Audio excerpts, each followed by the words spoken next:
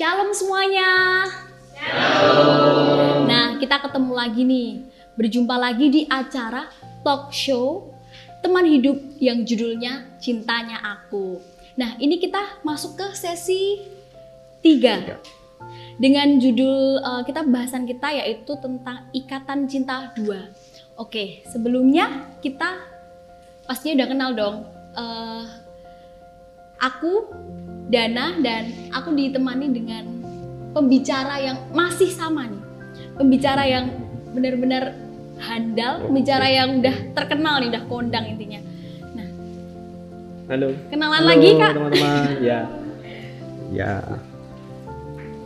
Oke, sebelumnya kita di sini mengikuti menerapkan aturan pemerintah dengan protokol kesehatan sesuai dengan 3M, yaitu memakai masker, menjaga jarak, dan mencuci tangan. Kita langsung aja ya Kak ya, kita mulai tentang pembahasan kita, Ikatan Cinta 2. Masih tentang melanjutkan pembahasan minggu kemarin nih Kak. Ya. Jadi minggu kemarin itu kan kita masih bahas tentang pacaran. Pacaran, betul. Pacaran itu sendiri menurut pemuda remaja Kristen ini Kak, pasti teman-teman di sini masih pada bertanya-tanya gitu, masih banyak yang perlu ditanyakan gitu. Ya. Apalagi di usia-usia remaja mereka kan sedang bergejolak. Ya, bergejolak mengenai cinta. Oke Kak, kapan sih Kak sebenarnya kita ini bisa memulai pacaran? Oke, kapan ya? Di gejolak cinta itu pasti dirasakan oleh semua anak muda ya. Pasti. Terus kapan sebaiknya itu mulai pacaran? Baik, nah saya pengen mengajak kita untuk belajar sebenarnya langkah-langkah untuk menuju pacaran itu apa saja. Iya. Nah ini supaya teman-teman semua tahu nih, itu supaya kalau minggu lalu itu pacaran itu harus hati-hati. Nah supaya kita juga mempersiapkannya juga dengan hati-hati. Oke. Nah teman-teman, kalau kita berbicara tentang pacaran ya, jadi langkah menuju pacaran itu tentu kita akan memulainya dari relasi. Hubungan, iya. Betul. Dan kita kan ada komunitas nih ya, orang percaya di persekutuan gereja, mungkin ada persekutuan di sekolahnya, ada persekutuan di kampus. Nah, berrelasilah dengan teman-teman sebanyak mungkin. Dimulai dari relasi. Nah, kemudian dari relasi yang ada, nanti kan akan ada ketertarikan nih. Oke ya, ada chemistry-nya itu mulai ini ya. Ada percikan-percikan ya, muncul. Gitu, itu mulai muncul. Nah, dimulainya dari situ. Ada ketertarikan gitu. Nah, kemudian penting sekali sebelum nanti memutuskan untuk jadian. Ya ini harus mengenali dulu dong. Harus cari data dulu. Wah, datanya harus dikumpulkan. Latar belakangnya gimana? Karakteristiknya seperti apa? Tuh, caranya gimana? Ya kita kan bisa berteman dengan mereka. Berteman secara natural, berteman secara luas. Tidak ada ikatan apapun, tetapi dalam rangka kita sedang mengenali. Nah, ini penting. Nah, ini teman-teman yang pada stalking ya. Nah, ada yang stalking di sosmed gitu, itu enggak apa-apa, dilakukan saja. Kemudian juga mengenali lewat persekutuan, ngobrol-ngobrol, tapi yang ngobrol yang umum lah ya. Tahu keluarganya, tahu bagaimana kebiasaan-kebiasaannya. Nah, itu dimulai dari situ. Nah, kemudian tiap-tiap kita kan harus punya kriteria. Kriteria calon pasangan hidup. Nah, itu yang akan di-match-kan, dicocokkan dengan pengenalan yang terjalin dengan orang-orang tadi. Orang-orang itu berarti lebih dari satu ya? Iya. Bisa. Kita bisa mungkin mendekati beberapa orang gitu. Ini kalau dari sisi cowok ya. Nah, dari sisi cewek bagaimana? Tuh. Nah, tentunya juga sama dong. Berelasilah, ya, ngobrol-ngobrol. Kenalilah dari pergaulan yang umum ini. Lihatlah ini cowok-cowok ini seperti apa. Cari teman sebanyak-banyaknya. Ya, cari teman sebanyak-banyaknya. Itu yang paling awal. Nah, kemudian tadi kan sudah ada kriteria dicocokkan. Kok ternyata kayaknya cocok nih gitu. Penting sekali, saya berpesan kepada teman-teman baik kalau punya orang yang mendampingi. Dulu kita pernah bahas ada kakak rohani, pembimbing begitu. itu akan menjadi teman diskusi kita. Teman diskusi kita supaya kita bisa obrolkan nih. Kak, ini loh aku sedang deket nih sama si ini ya gitu. Dan nanti itu akan menolong cara berpikir kita dengan lebih dewasa. Tidak hanya sekedar rasa jatuh cinta yang mungkin itu bisa dibilang cinta buta dulu itu ya. Itu. Jadi perlu dicocokkan, lalu perlu didiskusikan. Nah, ya, didiskusikan dengan dikonsultasikan dengan pembimbing tadi. Itu akan menolong kita. Jadi pemilihan kita itu tidak asal-asalan. Gitu. Nah, kemudian barulah tentunya kalau sudah oke semua, didoakan oke dan ya memutuskan untuk bahasanya itu jadian ya. Menjalin hubungan. Pacaran. Gitu. Nah, begitu ya. Kira-kira langkah-langkahnya kayak gitu. Nah, sekarang tadi pertanyaannya Dana kan, kapan ya sebaiknya orang mulai pacaran itu? Ya. SMP, SMA, kuliah, lulus kuliah, atau umur kerja? berapa? Nah, gitu ya. Ada banyak pertanyaan mungkin. Nah, untuk kita memahami kapan kita siap pacaran, ada satu ayat yang akan saya bacakan. Ini Pengkhotbah 3 ayat 1. Ya, teman-teman semua, saya akan bacakan. Untuk segala sesuatu ada waktunya, termasuk pacaran. Oh, sorry, ini bukan baca ayat ini saya. Oh iya. Enggak, ini saya enggak baca ayat ya. Tapi Pengkhotbah 3 ayat 1 sedang membicarakan bahwa segala sesuatu itu ada waktunya. Termasuk pacaran itu juga ada waktunya. Nah, pertanyaan selanjutnya, lah kapan waktunya? Gitu. Jadi kalau kita bicara pacaran, tentu kita akan berbicara tentang kedewasaan. Karena dulu kita sepakat pacaran itu adalah persiapan menuju pernikahan. Bukan yang main-main ya, bukan hanya asal-asalan. Dulu pernah ada yang tanya ini HTS, TTM gitu ya, friend with benefit dan macam-macam, kakak adik itu kan seakan-akan cuma kayak mainan gitu ya. Enggak, pacaran itu memang arahnya kita akan serius menuju ke pernikahan. Maka butuh kedewasaan. Nah, kedewasaan secara apa saja? Ukuran kedewasaan itu macam-macam. Apakah orang umur segini sudah cukup dewasa? Belum tentu. Nah, kedewasaan itu ada unsur usia pasti. Ya, unsur usia itu kedewasaan pasti menentukan. Berapa sih usia dewasa itu? Ini jadi pertanyaan ya. Nanti saya jawab. Berapa? Kira-kira rentang usianya, karena tiap orang bisa berbeda-beda. Terus selain usia, fisik itu juga ada kedewasaan. Ya, ketika orang sudah bisa kalau secara fisik teman-teman belajar biologi gitu, kesehatan reproduksinya sudah siap gitu ya. Berarti ya usia-usia di atas remaja lah ya. 20 gitu. tahunan itu. Nah, anak-anak SD di sini nggak ada kan? Oke, nggak ada. Anak-anak SD jangan pacaran dulu ya. Kalian belum siap, belum dewasa gitu. Terus kedewasaan juga secara intelektual. Pemikiran. Jadi orang dewasa pemikirannya. Dia bisa bertindak sesuatu dengan tepat gitu. Terus bisa memikirkan sesuatu untuk mendapatkan pengetahuan. Jadi pengetahuannya makin luas gitu. Terus juga bisa menghadapi segala sesuatu itu dengan tepat. Itu kedewasaan intelektual. Tapi ada juga kedewasaan secara sosial. Nah, apa aja tuh, Pak? Nah, sosial itu begini. Jadi kita kan berhubungan dengan orang. Ketika dia berpikir apa yang dilakukan itu berguna atau tidak bagi orang lain, nah ini orang yang mulai dewasa nih. Nah, ketika berhubungan dengan orang, apakah yang kulakukan ini berdampak baik bagi orang atau buruk? Nah, orang yang demikian itu bisa dikatakan ini sudah dewasa. Terus juga dia bisa menerima kelebihan dan kekurangan orang. Gitu ya. Terus bisa menerima juga keadaan-keadaan sekitar, bukan hanya orang, tapi keadaan-keadaan misalkan ada tantangan gitu ya, ada misalkan ada persoalan, nah dia bisa menghadapi itu. Ini kedewasaan sosial. Nah, tapi juga kedewasaan atau kematangan ini juga secara emosi. Ya, perasaan. Nah, ini yang kadang gini, orang yang secara usia sudah dewasa, tapi secara emosi belum. Sudah umurnya sudah sekian, 20 berapa gitu, tetapi masih kekanak-kanakan. Nah, ini emosi ya. Gitu. Maka penting untuk emosi itu begini, dia bisa mengambil keputusan juga dengan tepat. Orang yang dewasa emosinya. Terus dia emosinya cenderung mulai stabil. Sudah stabil. Nggak labil nih. Nggak. Nah, gitu. Ya, ini kedewasaan emosi. Terus juga dia bisa berpikir segala sesuatu itu dengan utuh, dengan lengkap. Ya, sebab dan akibatnya, positif negatifnya, gitu. Oke. Nah, dan ini nggak kalah pentingnya kedewasaan secara rohani. Nah, ini nih pacaran tuh harus siap, orang harus juga dewasa secara rohani, iya. gitu. Nah, apa nih dewasa secara rohani? Misalkan ya orang tergerak hatinya untuk mau belajar, terus belajar. Gitu.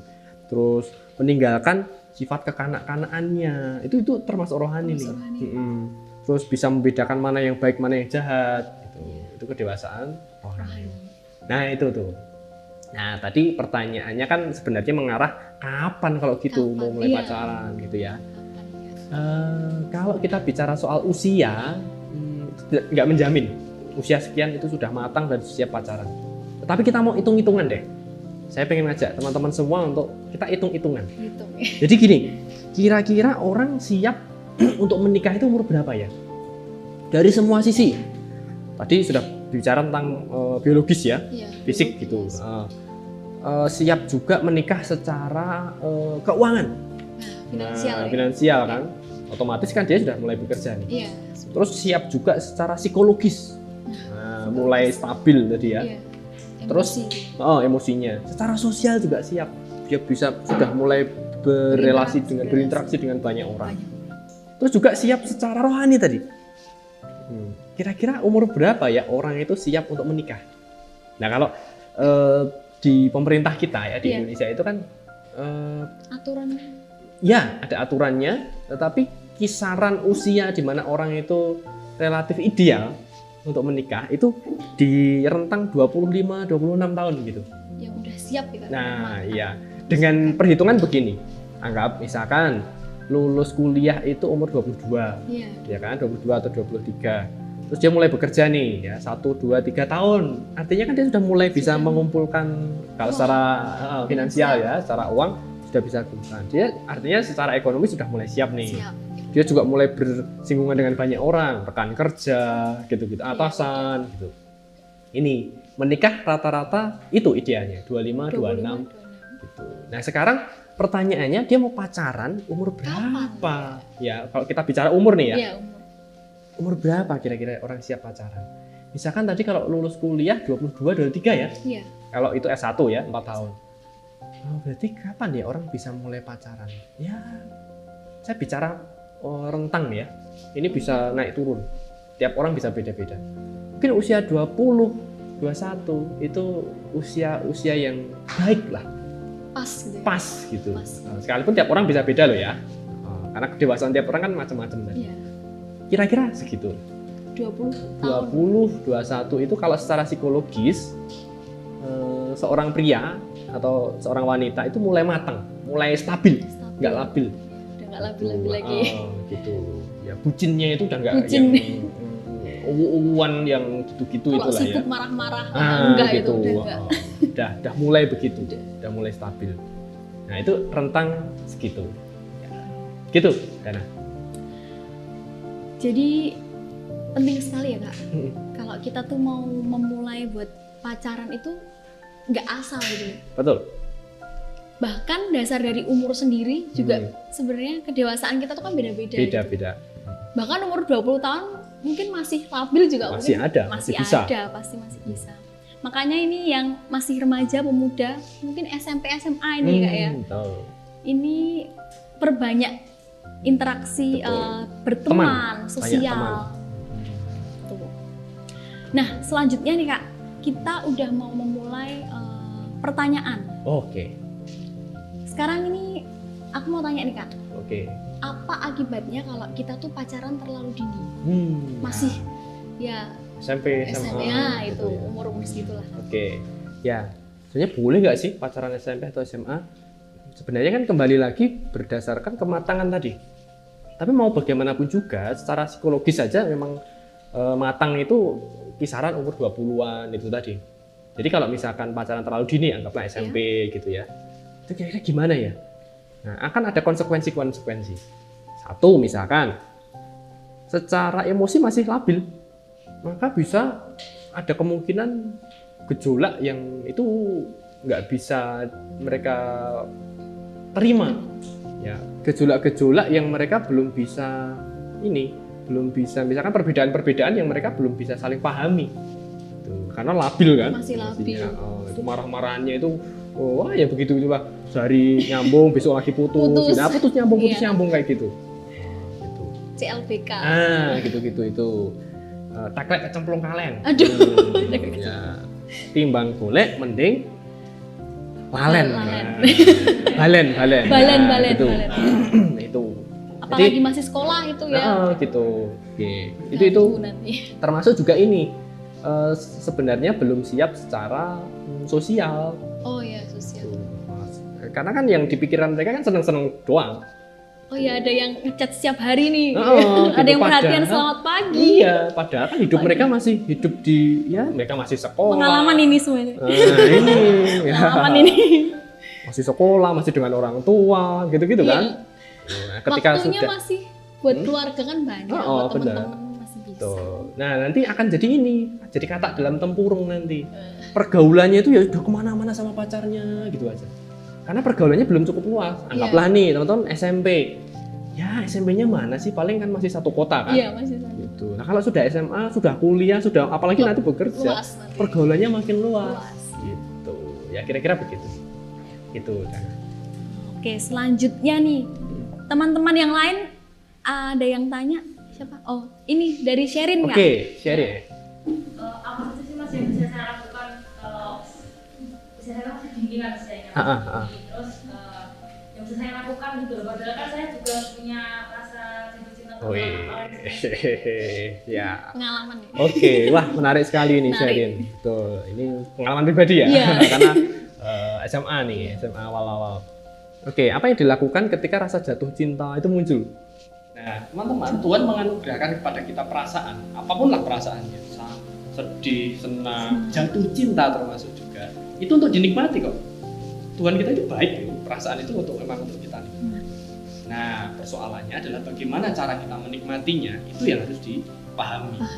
Nah, lalu bagaimana misalkan tadi masih dini nih, masih SMP atau SMA awal-awal gitu, kemudian bisa jatuh cinta. Apakah harus pendam rasa itu? Wah. Nah, galau. Tentu saja tidak. Perasaan itu harus diluapkan, harus dilampiaskan. Nah, catatannya dilampiaskan dengan tepat. Gitu. Bagaimana caranya melampiaskan dengan tepat? Tadi kembali lagi, sangat baik kalau teman-teman itu punya kakak pembimbing. Nah, itu akan menolong kita bisa mencurahkan perasaan-perasaan yang ada. Mbak, Mas, aku lagi ini nih. Lagi suka nih sama ini, lagi deket nih. Cowoknya itu deketin aku misalnya gitu nih. Bisa diceritakan, menceritakan itu salah satu bentuk meluapkan. Nah, itu bisa ditata, bisa selain diluapkan diceritakan ya, curhat gitu. Kemudian ketika punya kakak pembimbing tadi mungkin bisa mengarahkan. Oh, oke, enggak apa-apa, ya suka, nikmatilah rasa suka itu. Bergaullah juga. Siapa tahu kamu juga menemukan itu dengan orang lain, teman-teman yang lain. Nah, itu akan menolong mengarahkan perasaan tadi, mengelola perasaan tadi dengan relatif ya lebih terarah lah. Karena apa? Kalau masih dini tadi berpikirnya, emosinya itu masih labil. Makanya enggak, pokoknya aku suka nah, gitu. Tapi enggak memikirkan A, B, C, D dan seterusnya. Gitu. Kira-kira gitu Sherin. Semoga bisa menjawab ya. Oke, selanjutnya ada pertanyaan lagi? Oh iya. Oke, silahkan. Berapa lama ya supaya kita pacaran? Berapa tahun? Kisaran berapa tahun ya menjalin pacaran? Kapan mulainya? Mulai ini, sekarang berapa lama? Berapa lama nih kita akan pacaran? Gitu. Ini juga jawabannya kembali lagi kepada kedewasaan, kematangan. Masing-masing dari dan pengenalan. Iya. Nah, itu yang penting. Karena begini, durasi itu akan mempengaruhi seberapa dalam kita mengenali. Jadi kalau ternyata itu sudah dikenali sejak sebelum pacaran, sudah kenal keluarganya, sudah kenal karakternya, sudah mengenali kelebihan kekurangannya, lingkungan sekitarnya juga, lingkungan pergaulannya, kenalilah teman-teman dekatnya. Dan itu pengenalannya kira-kira sudah cukup dalam gitu, dan sering misalkan nih dalam persekutuan sudah sering bareng, Ikut, oh, bareng. jadi panitia bareng gitu ya, sering partneran gitu. Tapi memang belum ada relasi apa-apa, tapi sudah sering bareng. Kan sudah mengenal nih. Iya, sudah tahu. Kemudian pasti. tahu juga keluarganya. Apalagi nih teman-teman mungkin satu gereja. Wah, ini nih. Gitu kan. Ayo kenalin. Cinlok nih. Ya nggak harus satu gereja juga sih ya. Iya. Tapi pengenalan itu kan di situ.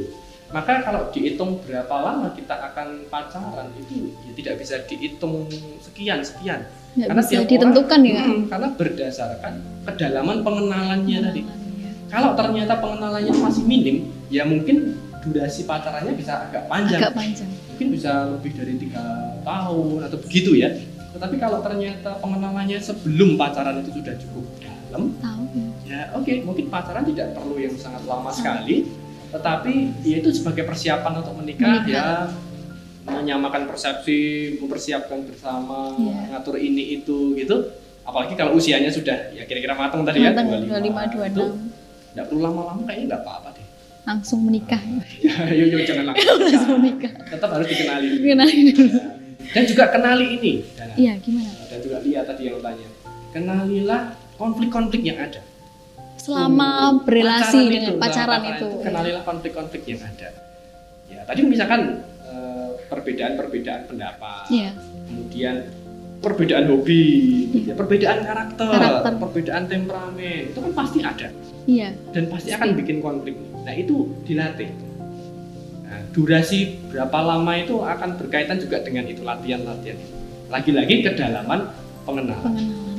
Jadi nggak Mungkin ada- di saat tekanan kita lihat pasangan kita. betul. Gimana? Ketika dia sedang down kayak Iya. gimana. Tahu juga ketika sedang Sedang, hebat-hebatnya iya, gitu naik, bagaimana. turun. Kita mengenali. Ya, di situ. mengenali di situ. Jadi memang ukurannya bukan berapa lama, sekian bulan, sekian tahun ya. Nggak bisa ditentukan itu ya. Oh sih, itu relatif sekali. Relatif ya. Berdasarkan kedalaman pengenalan. Pengenalan. Oke. Kira-kira gitu, ya. Ah. Semoga bisa menjawab ya. Siap. Oke, selanjutnya ada pertanyaan lagi. Oh, dari Oke, Rio, Silakan. silakan. Perkenalkan nama saya Rio. Saya mau bertanya kepada pembicara, ya. bagaimana jika dalam pacaran itu dijodohkan atau dicumblangkan? Wah, ini jodohkan nih, Kak. Jodohkan. Zaman Oke. Siti Nurbaya nih. Iya, Siti Nurbaya. Ini Siti Nurboyo. Wah, Siti Nurbaya. Ya. Iya. Oke, gimana ya ini ketika dijodohkan? Iya. Saya rasa nggak ada salahnya kok. Yang penting, yang menjadi esensi, yang menjadi prinsip itu kan sebenarnya bagaimana proses pengenalannya. Iya, Proses betul, Kak. kedalaman mengenali, kemudian proses ini kedewasaannya itu. Jadi walaupun misalkan ternyata dicomblangkan, dijodohkan, tetapi cocok, Iya. kemudian pengenalannya ya relatif dalam, kemudian juga makin membuat dewasa, saya rasa nggak masalah. Nggak masalah, ya? Nggak masalah dicomblangkan, dijodohkan itu bukan harga mati lah ya saya pikir. Jadi nggak perlu ini juga ya. Bahasanya anak sekarang insecure, aduh aku dijodohin, aku dikenalin, ya nggak apa-apa Nggak kalau apa-apa. ternyata cocok, Iya. ya kan? Iya, Kak, betul. Gitu Rio, semoga bisa menjawab. Oke, dari kesimpulan bincang-bincang tadi nih, Kak.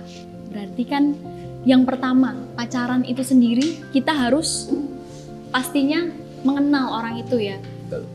Dan nggak mungkin kalau nggak tertarik. Pasti kita mengenal, tertarik dulu, mungkin mengenal. Kita harus tahu latar belakangnya gimana. Ya. Tahu, ya stalking itu tadi lah, kita harus tahu orangnya bagaimana. Di lingkungan sekitarnya pun, keluarganya kita harus perlu tahu. Kalau perlu juga didoakan. Konsultasi dengan kakak rohani. Harus malah. Harus. Dan kalau memang sudah siap, bisa berkomitmen untuk menjalin pacaran gitu. Terus perlu digarisbawahi juga ya, kalau kita pacaran itu sesuai dengan ukuran kedewasaan. Jadi nggak bisa kita sembarangan buat, oh aku mau jalanin dengan si dia, tapi kita nggak tahu gitu. Kalau sebenarnya kita sendiri belum dewasa, belum matang, belum siap gitu untuk menjalin komitmen, apalagi menjalin pacaran gitu. Oke. Kali ini sesi 3 kita berakhir. Kita akan kembali lagi di sesi 4. Terima kasih untuk partisipasinya. Jangan lupa buat like, komen, subscribe, dan nyalain loncengnya. Terima kasih.